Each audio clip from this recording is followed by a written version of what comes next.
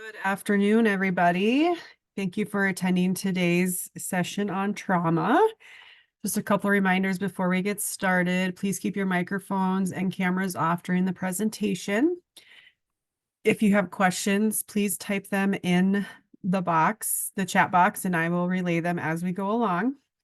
And lastly, if you need a certificate of completion, please contact Stacy at the end of today's presentation, and she will get that sent out to you. So with that, I will turn it over to Dr. Kayla as she will be presenting on trauma-informed practice. Hello, everyone. First of all, thank you in advance for allowing me to present on this really important topic of trauma-informed practices. A little bit about me. My name's Dr. Kayla Boepple. I teach at psychology courses at the University of Mary in Bismarck, North Dakota. A little bit about my background. Before teaching psychology, I was a school counselor for over 10 years and at the high school level. And before that, I worked at Pride here in Bismarck, and I worked in what was called youth residential services. So I worked with teens that had drug and alcohol addictions, as well as working in a safe bed unit and also being a youth mentor. So I had a lot of experiences working with males on the autism spectrum between the ages of 2 and 21. So I've spent a good 15 to 20 years working with individuals that may have experienced trauma at many different stages of their life. So part of the reason it is so important that we talk about trauma is for the fact that many of the people that we work with, many of the people that we serve, probably have experienced trauma at some point in their life. Later on, as we are talking about ACEs, we know a large number of people have experienced ACEs as children. That doesn't even account for traumatic experiences that they may have had as adults. You compound that with the fact that maybe some of our consumers and tenants may have a limited base knowledge. They may struggle with social skills, verbal skills. That is going to make them more vulnerable to experiencing any different types of abuses, which we consider traumatic experiences. Because of these deficits they may have with verbal skills, social skills, they are also going to be less likely to tell other people that they have been abused.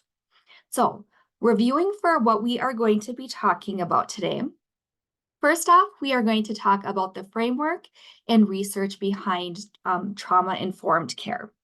Next, we'll be talking about ACEs, those adverse childhood experiences, and the impact that they have on us long terms.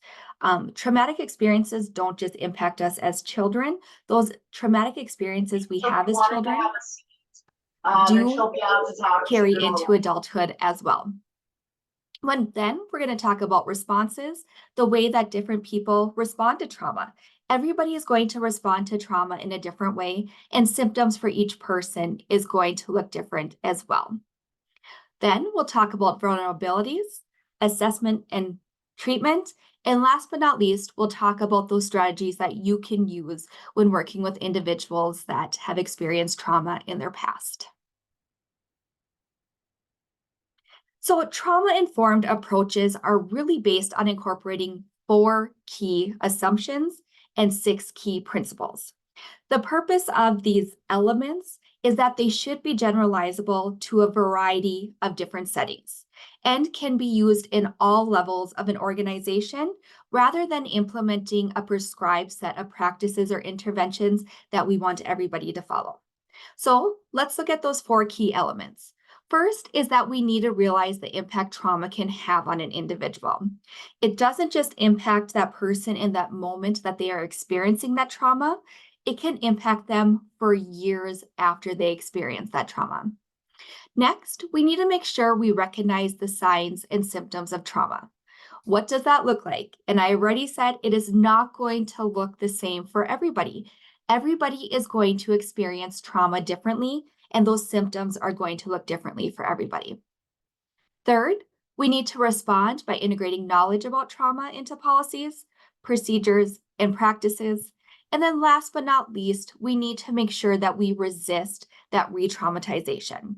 What I mean by that is we need to avoid creating an environment that inadvertently reminds our patients, our clients of their traumatic experiences, which could trigger both an emotional and a biological stress response. Then we can look at those 6 core principles. So first and foremost is going to be that principle of safety. We need to promote that physical and emotional safety for a person.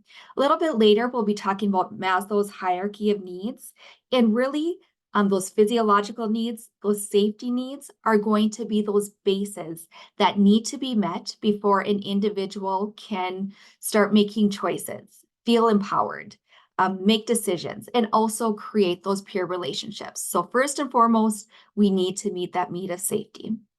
Next, we want to help empower people. We want to give them choices.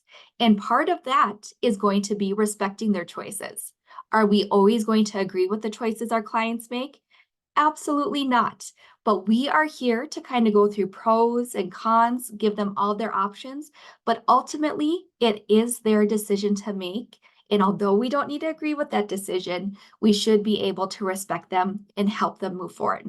That also works really closely with that concept of collaboration, sharing that power, sharing those pros and cons with the person, and making that decision together. Of course, if we want our clients to believe in us, believe we have their best interests at heart, we need to create that environment of trust. We want to build trust with them. We want to be transparent with them and share information that we have with them. Next is going to be diversity. And sometimes diversity can be hard in North Dakota.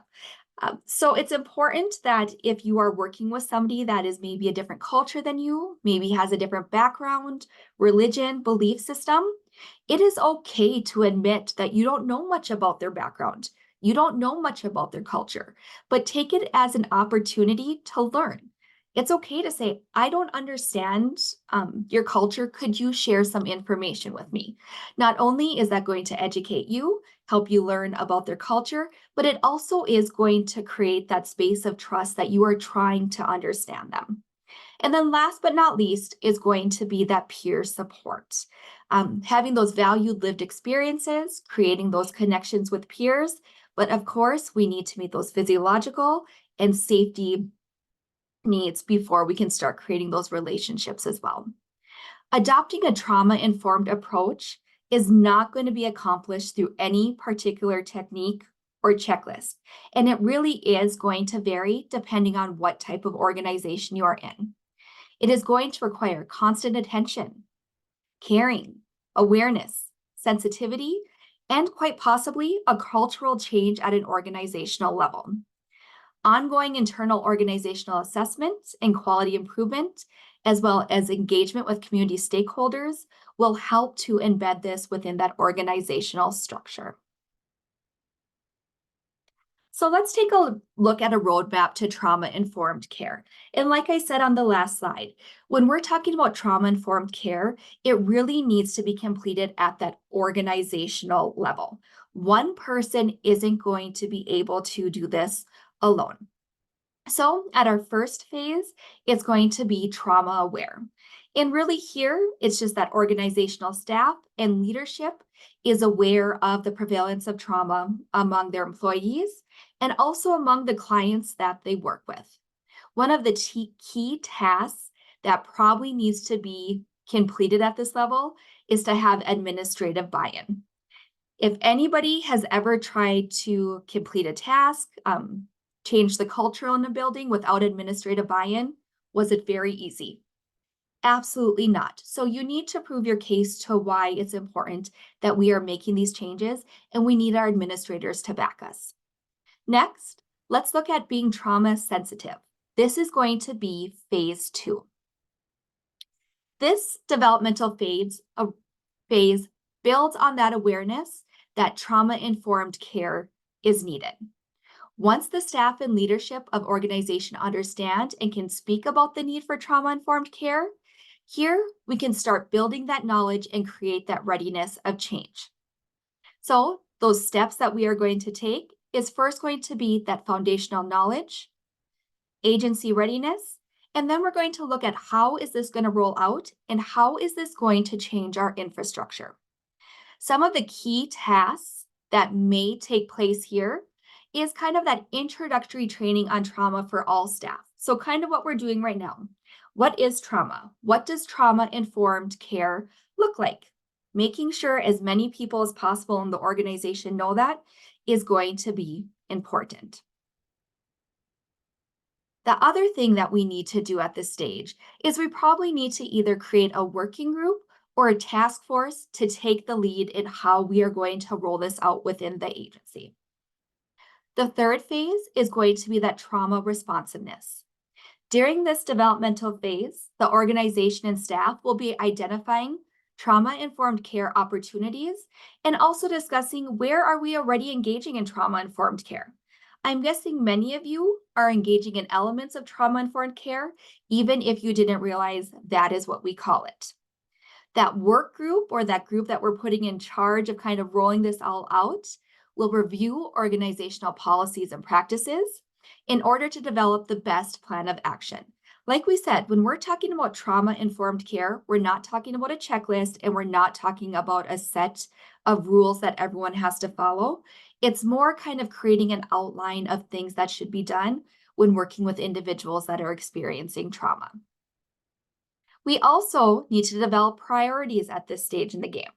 So how can we do that? Well, first off, we can choose one of those trauma-informed care principles. So safety, power, self-worth. Pick just one of those for that initial effort. Many agencies typically prioritize that issue of safety because we do know if a person feels physically safe, they're going to be a lot more willing to engage with us in other different types of tasks. And also making our working environment safe can be a pretty easy thing to do. Another way that we can choose our priorities is we can do what I would call is pick that low-lying fruit. So find that thing that is going to be the easiest to change or that will have the biggest impact on our recipients and staff. One thing that comes to mind where that might be other than safety that's addressed first is I think about like the 318 project, who works with individuals that have been human trafficked. So after they've been removed from that unsafe situation, the 318 project works with them to empower them, give them self-worth. So maybe instead of focusing on that safety aspect, because they may already feel safer being out of that environment, now how do we give these people some self-worth back? How do we empower them to make decisions again? What object would give them the biggest difference in their life? So that is just an example of where we may see safety, but might not be that first priority. Then we're going to look at phase 4. And this is that trauma-informed phase. So here we're going to implement our strategies, we're going to monitor them, and then we're going to adopt those policy and practices. In this final developmental phase, the organization will be implementing trauma-informed care. Policies and practices will support the principles of trauma-informed care and should create a culture and environment that feels safe, empowering, trustworthy, and welcoming. And this is going to be an ongoing process. Becoming a trauma-informed care agency, organization, it's not going to happen overnight.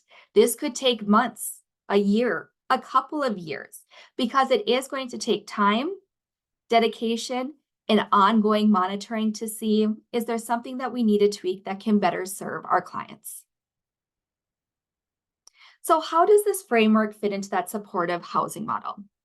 Well, first of all, trauma-informed care emphasizes the importance of providing physical, psychological, and emotional safety for both consumers and providers, helping rebuild a sense of control and empowerment in survivors' lives. This applies to both the people we help and also us as providers. It's not unheard of individuals in the helping professions to go into the helping professions because they experienced maybe something traumatic in their own life. I think all of us maybe have some type of baggage or things that we tend to carry with us that have an impact on us physically, psychologically, emotionally. So it's important that we not only look at our clients, but also look at our coworkers and the people we are working with as well. Trauma-informed care recognizes that every survivor of trauma learns their own survival mechanisms depending on resilience and risk factors in their lives.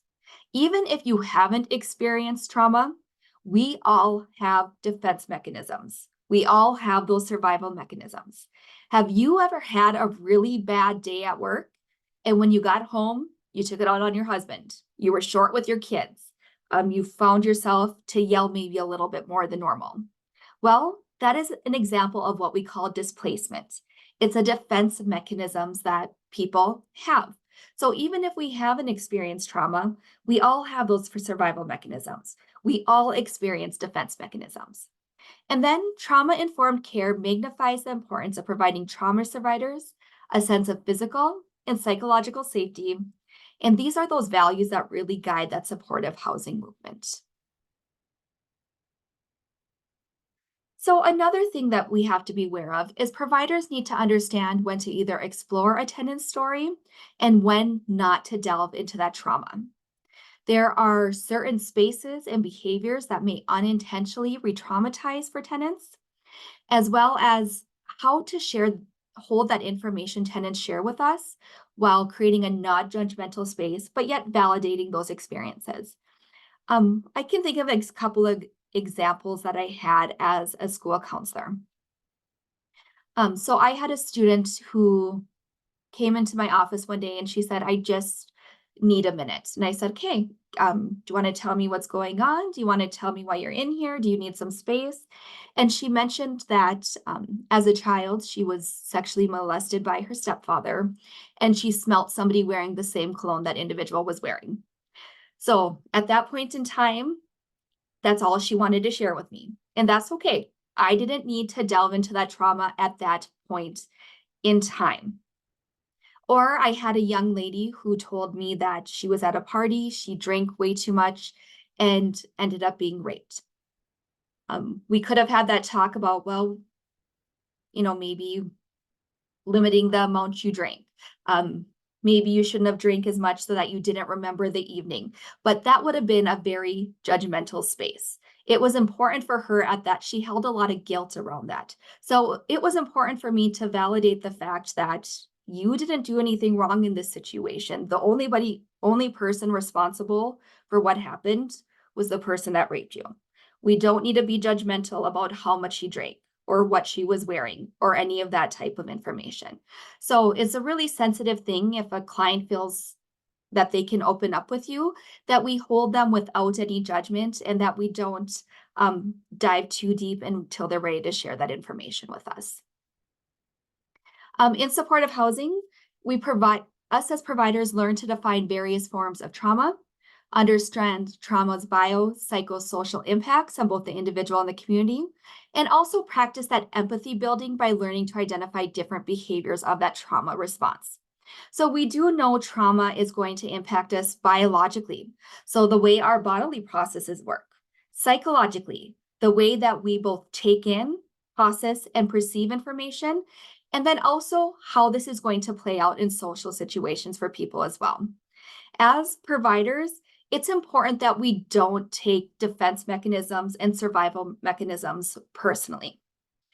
We need to try and learn common trauma responses and find ways to help our client through that trauma response rather than becoming defensive, because it is normal for people to lash out, be aggressive, be angry, especially when they have been in traumatic experiences. And is there a question or a comment? I'm not seeing anything. Okay.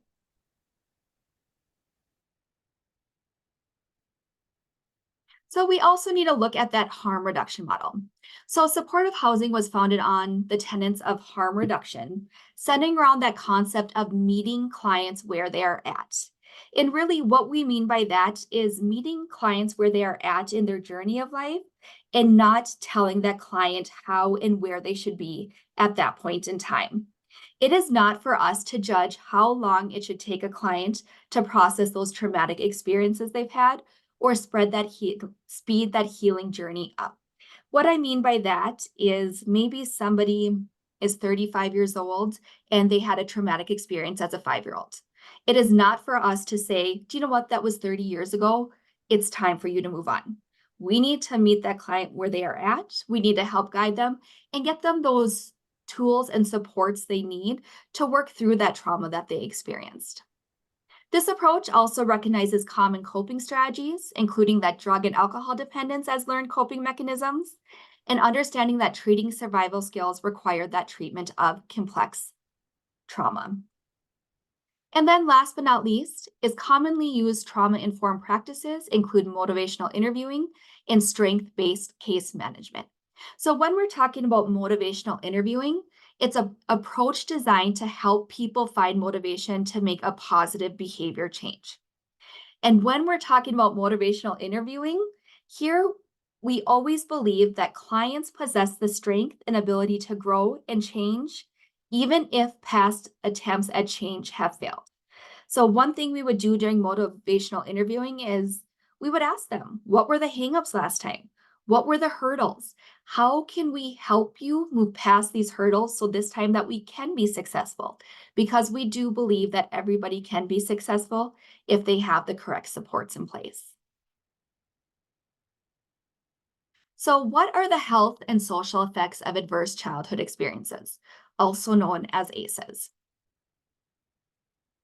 So we're going to watch just a quick 5-minute video that really does a nice job of explaining what is the ACEs research, what it has shown, and what are those long-term implications that we have seen from all this ACE research. It is about 5 minutes.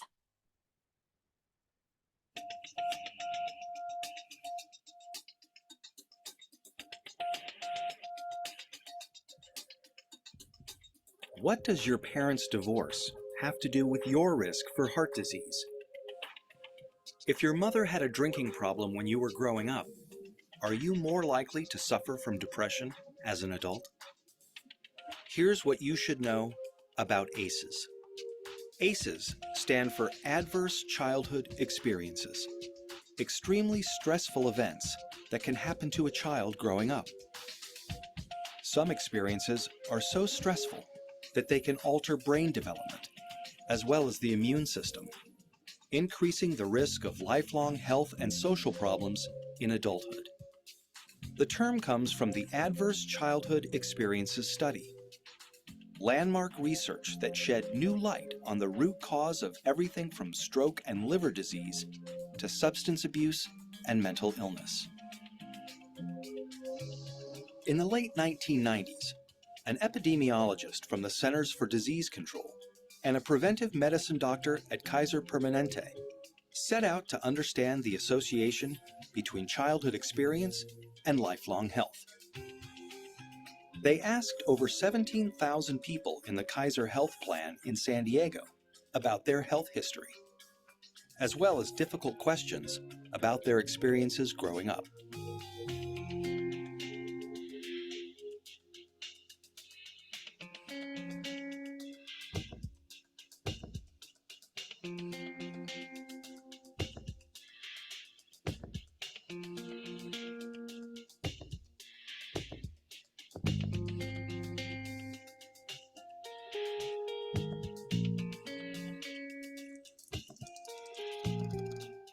Anda and Felitti tallied up 10 different kinds of adversity in this largely middle-class and college-educated population. They were stunned to see how common ACEs were. 21% of all respondents were sexually abused as children. 19% grew up with someone who suffered mental illness. 28% had been physically abused. And 2 out of 3 respondents had experienced at least one ACE. The researchers next looked at how someone's ACE score, or the number of adversities they experienced, related to a wide array of serious health and social problems. They saw that the more ACEs someone had, the greater their risk for poor outcomes compared with someone with no ACEs. Someone with an ACE score of 4 had twice the risk of heart disease and cancer. Someone with an ACE score of 5 had an 8 times greater chance of being an alcoholic. And those with an ACE score of 6 or more, on average, died 20 years earlier. With every major problem they looked at in the ACE study, the risk went up for each additional adverse experience in childhood.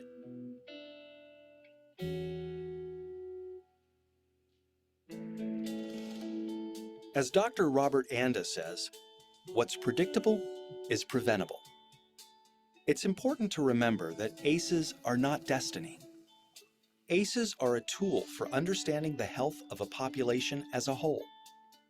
For individuals, an ACE score can be a tool for understanding their own risk for health and social problems, and empower them to make changes for themselves and their children. ACEs tend to get passed down from generation to generation and are common across all income levels, races, and cultures. But increasingly, people of all different professions and backgrounds are coming together to discuss how ACEs affect their communities. They're finding new ways to treat and prevent ACEs. Many doctors are starting to screen their patients for ACEs as part of their medical history. More schools are becoming trauma-informed, considering the source of problem behavior when disciplining their students, instead of immediately suspending or expelling them. To learn more about interrupting the cycle of adversity and improving health and well-being for the next generation, please visit kpjrfilms.co.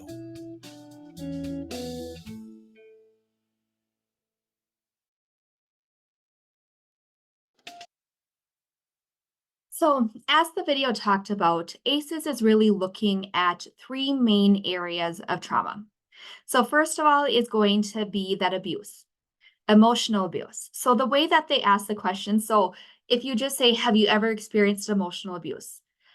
Although that may seem like an obvious question to me, maybe an obvious question to you, is that going to be an obvious question to everybody? Absolutely not. So the way that they actually ask the question is, has a parent or other adult in your home ever swore at you, insulted you, or put you down? Then we can look at physical abuse. Has a parent or other adult in your home ever hit, beat, kicked, or physically hurt you? And then we look at sexual abuse. It asks, has an adult or person at least 5 years or older ever touched you in a sexual way, or tried to make you touch their body in a sexual way, or attempted to have sex with you? So that covers that area of abuse. And the ACEs is a 10-question questionnaire as I'm reading them here. So then we are going to look at neglect, and we have 2 main types that we're focusing on. We're focusing on physical neglect and emotional neglect. So physical neglect, has an adult in the household never or very seldom tried hard to make sure your basic needs were met? So they're just asking, did you have food? Did you have water? Were you able to sleep? And then they also asked about emotional neglect. Has an adult in the household never or very seldom made you feel safe or protected? It also asks questions such as, has an adult ever degraded you, embarrassed you, put you down? And it's important to distinguish when we talk about embarrassment. If you were to ask my daughter this question, she would say absolutely. Every time we're out in public, I'm singing or dancing or talking with the person that I'm checking out with, and she'll be like, oh my gosh, Mom, you're so embarrassing. But that type of embarrassing is different than, has a parent ever or has an adult ever purposely tried to embarrass you? But when we're talking with kids, sometimes that nuance can be misunderstood a bit. Then we also look at that household dysfunction. So have you ever seen a parent or an adult in the home slapped, hit, kicked, punched, or beat up? Oftentimes they may ask about a mother, but we know that physical violence can occur from a mother to a father as well. Next is going to focus on substance abuse in the household. Has a member of the household ever had a problem with drinking, alcohol, street drugs, or even prescription medications as well? Mental illness. Has a household member had depression or any other mental illness or attempted suicide? Have your parents been separated or divorced? Think about the fact that when we look at statistics, about 50% of marriages end in divorce. Think about all the kids that would have an ACE based on that criteria alone. And then last but not least, has any household member been incarcerated? So has any household member been in jail?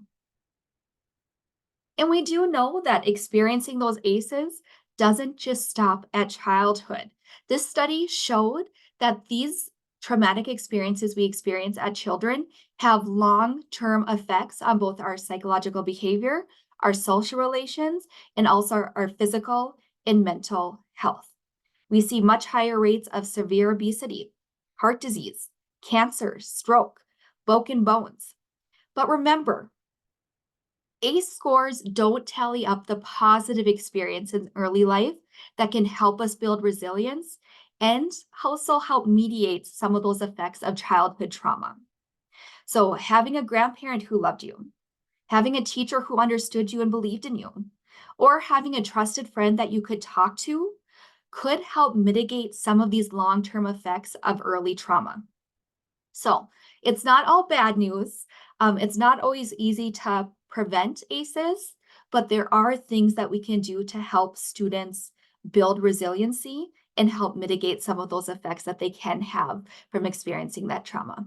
If you are interested in your ACE score, I did kind of read through some of the questions, but you can just go to npr.org, look up ACEs, and it's going to be a 10-question questionnaire that asks you about that abuse, neglect, and also those household issues.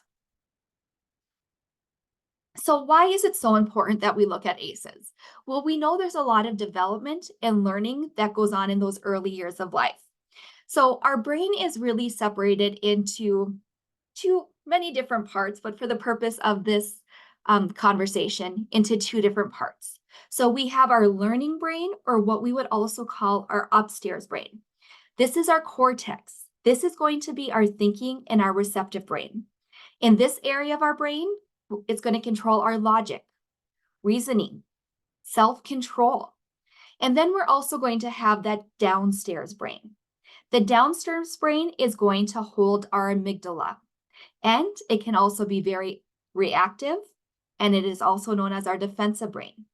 This is where it is going to be activated when we experience a traumatic event where we fight, flight, freeze, or possibly even fawn. Another way to look at this is that our lower brain is going to be that primal survival mechanism. So let's take a closer look at that survival brain. So our survival brain wants us to pay attention to it. It's going to be very hyper-focused on threats. And the longer our brain is going to stay in that survival mode, the more effort it is going to take for us to turn that brain off. So think about when you start to get into a negative thought pattern. When you start having negative thoughts, you're going to create more negative thoughts, and it can actually become a habit for us. The same goes for gratitude, though. If you start looking for the positive things in your life, especially, I always do what is called the gratitude challenge. So for 30 days, I write down 3 things I am grateful for each day. If you start to look for the positive in our life versus looking for those threats, it can actually rewire our brain to look for those positive things instead of always being on high alert looking for those negative things. But when our brain is in survival mode, it is looking for those threats or those things that can harm us. Another thing that typically occurs when our brain is in survival mode is that people with trauma misperceive ambiguous situations. They perceive them as stressful, threats, or negative types of events. So an example of this is, let's say that your boss emails you and says, "Hey, can you stop by my office tomorrow? We need to talk." That is going to be an ambiguous situation. So if you are in survival mode, you may take that as, I'm in trouble. What did I do wrong? What type of mistake did I make? Our brain is automatically going to that negative, to that threat, versus being, hey, they might just want to have a conversation about a new initiative that we have. So what are some of the signs that a person's brain is operating in survival mode? There's going to be a lot of them. So we'll just talk about a couple. Anxiety, fear, and worries is probably going to be one of those top things that we see in somebody that's in survival mode. They also might be more likely to be irritable, moody, aggressive. We also may see changes in that person's behavior. Maybe that person was very mellow, calm, happy. After that traumatic event, we may see them more isolated, upset, quick to anger. We may see decreased attention, concentration, withdrawal from others, among many other things. We can also see some of those somatic types of symptoms. So somatic symptoms are those physical symptoms that manifest themselves when experiencing trauma or mental health difficulties, such as headaches, stomach aches, or overreactions to minor bumps and bruises. So what happens when our brain is in learning mode? Well, people who have experienced trauma can move into that learning brain when they feel safe and supported. This is how you can contribute to success outcomes for the people that you are serving. So when we move to that learning brain, we're open to new information. We're comfortable with ambiguity, and we're more likely to feel calm, at peace, and not afraid to make those mistakes. So I think it's important that we take a look at Maslow's hierarchy of needs, because when we look at a lot of those ACEs, those 10 ACEs, they are going to be down here in this physiological need as well as these safety needs. So the human body cannot function optimally if those physiological needs are not satisfied. Maslow considered those physiological needs the most important of everything, and everything becomes secondary to that. So think about a child that's coming to school. If they did not have a meal last night, if the heat was off in the house, if mom and dad were fighting all night and they weren't able to get any rest, do you think that child is going to be prepared to learn? Absolutely not. So at the very least, we need to have those physiological needs met. Next are going to be those safety needs. So people want to experience order, predictability, and control in their lives.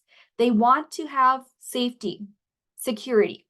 And then last but not least is going to be love and belongingness. It is important to note, though, that love and belongingness, especially when we're talking about children, can override that need for safety. An example of this would be a child who clings to abusive parents. They still want that relation. They still want that connection. Or think about a child who has friends that are bad influences on them. Even though that child may see that that person is a bad influence, they still strive for that longing and belongingness, even if it is going to put their safety at risk. So at the very least, we need those physiological needs met, then safety, and then hopefully we can start to create some of those relationships as well. So how can this impact learning? Well, trauma most definitely impacts that learning. I just gave you that example of that child going to school with their physiological needs not met. It's going to impact their attention, memory, cognition. They're not going to be able to focus at the task at hand because they are going to be preoccupied with other thoughts. And this is going to create overwhelming feelings of frustration, anxiety. They may start to struggle with math. They may start to struggle with reading, which is only going to amplify that anxiety and frustration that they feel.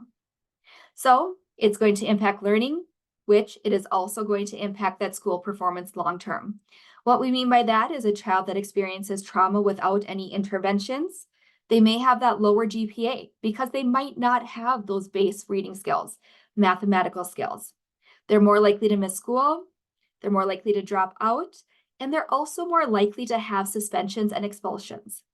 The video that we watched talked about the fact that school systems need to make sure they're looking at the underlying reason for the behavior and not necessarily just jumping straight to suspensions and expulsions.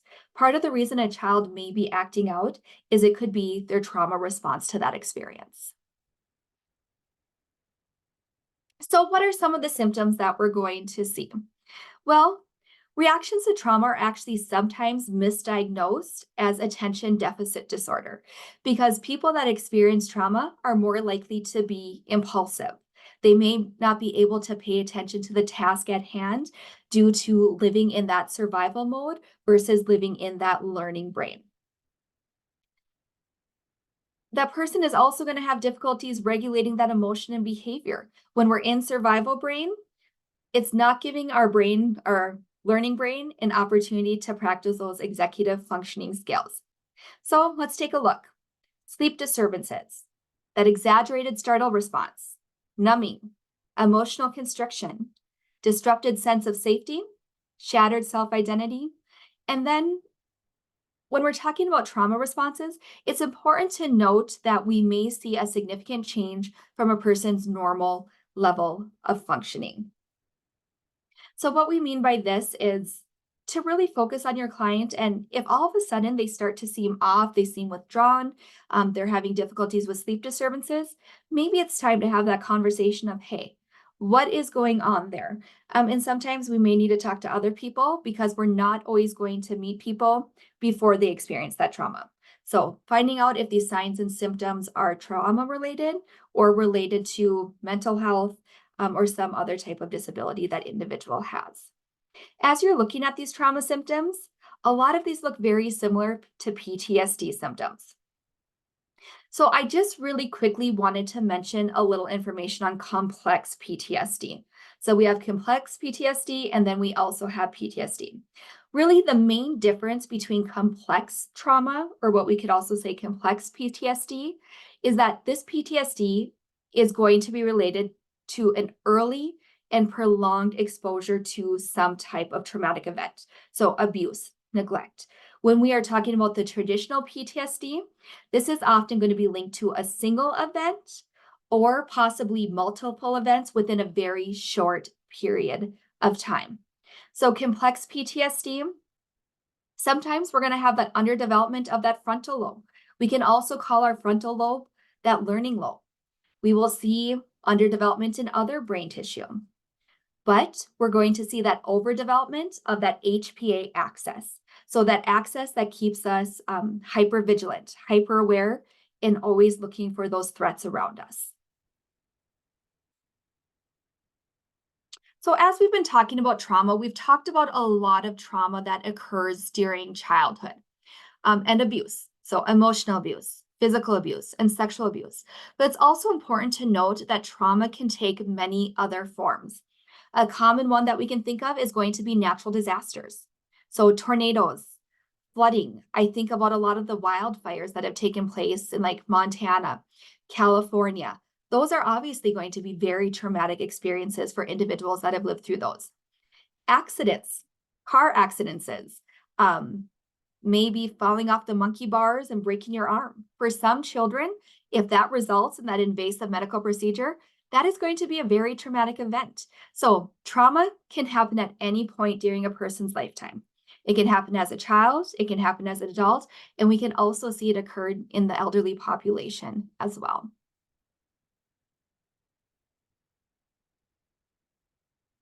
So how can we help? It's important, first of all, that normal trauma responses not be attributed to a person's developmental disability or pre-existing mental condition. So what I mean by this is it's really important that we get to know our clients, we build those relationships, and we learn what their normal level of functioning is. Like I said, sometimes we're going to meet somebody after they've already experienced that traumatic event, and then we may need to do some digging into the history. So if this person experienced trauma in their childhood, could some of these behaviors that we see, could they be related to that? People with developmental disabilities generally have the same types of symptoms following trauma that anyone else would. And those are going to include those sleep disturbances, numbing, emotional constriction. And then trauma responses generally represent a change from the person's normal level of functioning. So why is it important that we assess trauma? Why is it important that we talk about trauma with our clients? So I'm guessing in many of you, including myself, I am not a trained clinical psychologist. I am trained as a school counselor, but I'm not even trained as a clinical counselor. So what would be my role in assessing or examining trauma? Well, first of all, it provides a picture of what is going on with that individual and how we can best serve them. It also helps us determine interventions. So what would be the best intervention that we could give for somebody? There's a big debate right now about whether or not we should be using universal screeners. When I worked at the high school, we often talked about, should we be giving a universal screener for trauma, anxiety, and depression? Why would this be beneficial? Well, first of all, we do know when we're talking about trauma, the earlier we can intervene, the better the outcomes are going to be. Imagine somebody experiences significant physical and emotional abuse from the ages of 5 to 10. Think of how much learning goes on during those 5 years. Reading, writing, math, spelling, so many basic elements of learning take place during that time. If we were to know after 1 year that that child was experiencing trauma, we could put some interventions in place to help switch off that survival brain and move it into that learning brain. Think of how the outcomes could change for that child. Even though you are probably working with individuals that are older than kindergartners, still, if we can intervene early, we can help put that individual on a path for them to be more successful versus continuing to live with a brain that is constantly in survival mode. It's also important to know that not everybody that has experienced trauma is going to need treatment. If they have a strong support system, they're a resilient person, they may have been experienced trauma, but have been able to work through it. That being said, if a person's symptoms of trauma are impacting their daily life, it's impacting their ability to move forward, then we do probably need to look at what would be the best treatment option for this person. When we're looking at treatment options, this can be anything from medication, psychotherapy, group therapy, so talking to other individuals that have experienced the same type of trauma. Family therapy is probably going to be very important. And then we could also use EMDR, also known as eye movement desensitization and reprocessing. EMDR has been shown to be very effective for individuals that are experiencing PTSD and long-term trauma effects. And you're not the therapist, you probably aren't going to roll out that treatment plan, but just being a part of it, being able to support that person through their treatment is going to be important. So, areas of assessment. When you assess, we need to be sure to include a couple of different things. So first of all, what is going on with this individual? Are they presenting trauma-like symptoms? Or is it a different traumatic experience that they're referring to? So I think back to that student I gave the example of, whose stepfather was sexually molesting her. So after she came to my office, I didn't push her about sharing her experience with me, but she ended up telling me that her parents are divorced, or her mother and stepfather are divorced, but recently mother has started to let stepfather come back to the house. And this is creating a lot of traumatic responses for her. So then we kind of look at those mental health symptoms and behavior problems. So of course I asked her, are you struggling with your mental health? Are you thinking about hurting yourself? What types of signs and symptoms do we see here? And that's okay to ask about those questions. Then we need to look at that environment. So for this individual, for this student, I was able to offer safety. I was able to offer support and listen to her. I also worked with her to call her father, not her stepfather, her biological father, and tell him what was going on, because it was important for her to get to a safe place and to be in an environment where she could have that conversation with her father. And then we also need to look at the characteristics of trauma. So what is the frequency? Is it still going on? Did it happen 20 years ago? What was that relationship between the client and that perpetrator? And also sometimes we do need to get legal involvement. We need to get the police involved. So in this instance, she said that law enforcement was already involved. It has already been taken care of. But as a mandated reporter, I still felt the need to complete a 960 because I wanted to make sure that if something was occurring, that social services was going to be following up with this family and making sure it was a safe environment for this young lady as well as the younger sisters that she had. I'm guessing many of you are also mandated reporters, so although you're not working with children, if you find out that your client is experiencing ongoing trauma, ongoing abuse, it is important to report the vulnerable adult abuse and neglect or exploitation. And if you ever have questions or in doubt, I always say it's better to cover yourself and fill one out. So assessment and treatment. Really here, I think just the big takeaway I want you to have is that trauma assessments are not investigations. So here we're just looking to see, is trauma occurring? If so, how is it impacting the person? And how can we move forward and help give them the support they need? You're not the police officer, you're not in law enforcement. It is not your job to do the investigation. It's your job to help support your client and help them work through the trauma that they had experienced. So what are some strategies? What are some things that you can do for your clients? Action steps that you can walk away with today? Well, first of all, maintain routines. If you have a normal routine with your client, continue on with that routine. That message that you send to their client is that they are safe and that their day will go on. They can move forward. Give them choices. Oftentimes when we're talking about traumatic events, it involves that loss of control. They experience chaos. So when you can provide that individual with some choices, it is going to help them feel empowered and feel a little more in control. Increase the level of support and encouragement given to the traumatized client. Designate a staff member or another adult who can provide additional support if needed. Sometimes we need to set clear, firm limits for inappropriate behavior and develop logical rather than punitive consequences.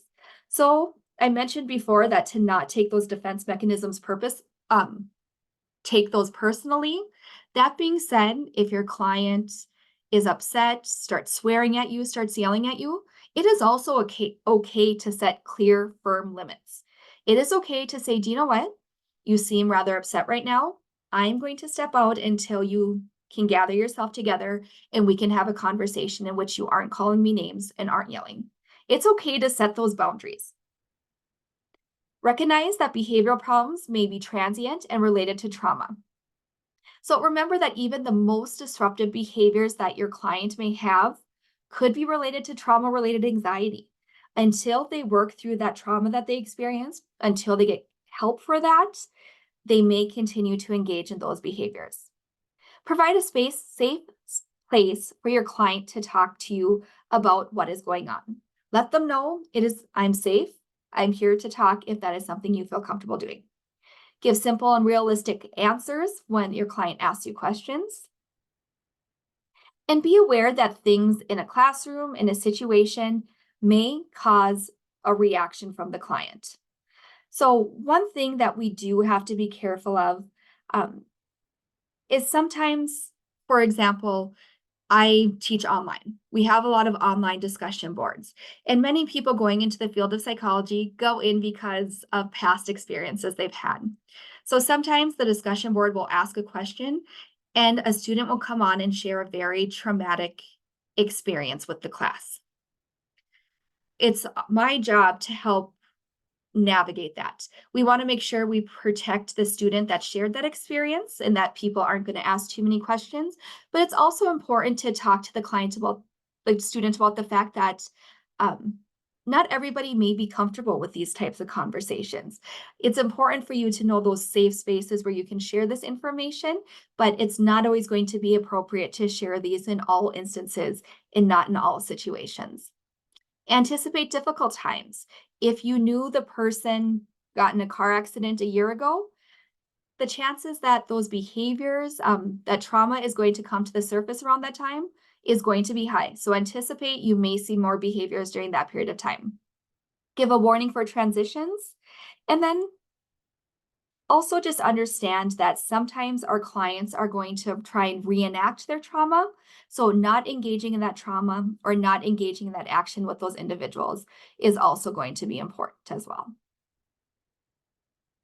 And last but not least, trauma-informed care shifts the conversation away from what is wrong with you to what happened to you to elicit this response. So most individuals don't want to engage in this aggressive behavior. They don't want to engage in those trauma responses that are elicited from them. So instead of what is wrong with you, what happened and how can we help you move forward is going to be a very important step.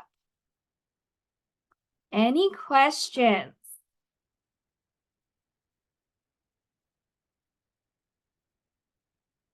Hey, well, I appreciate you all letting me have an opportunity to share with you. And if you do have any questions, feel free to contact me and I'd be more than happy to address any questions you have. Thank you. Kayla, Yeah. there's one. Can you just clarify what ACE stands for again and where you can find, let's see, where do we go? Where do we go to see the ACE? So ACEs stands for Adverse Childhood Experiences.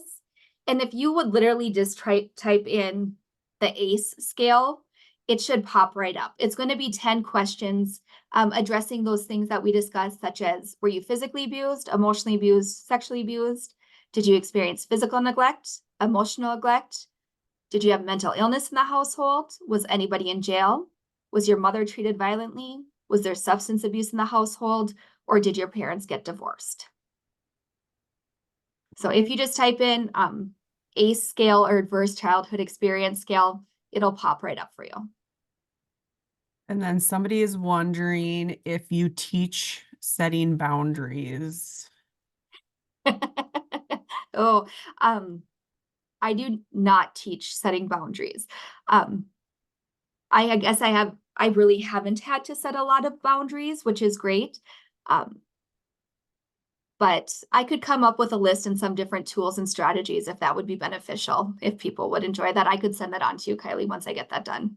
Okay. And then what age does ACE go up to for setting the ACE scores? I would say 18. We're looking specifically at that childhood before they move into adulthood. Okay. And then are you willing to share your PowerPoint? I can sure do that. Yep. Okay. So whenever you have time, just send it to me and we can get that sent out Okay. to the group. But I think I got all the questions. Um, so thank you again for presenting. That was awesome information. And again, if you need a certificate of completion, please email Stacy and she will get that out to you. And also this was recorded. So if you have colleagues or know of anyone that was not able to attend, it will be sent out in a link as well. So with that, I think we can adjourn, and next week, I don't have my paper in front of me, but hope to see you all on next week's training. Thank you so much. Perfect. Thank you.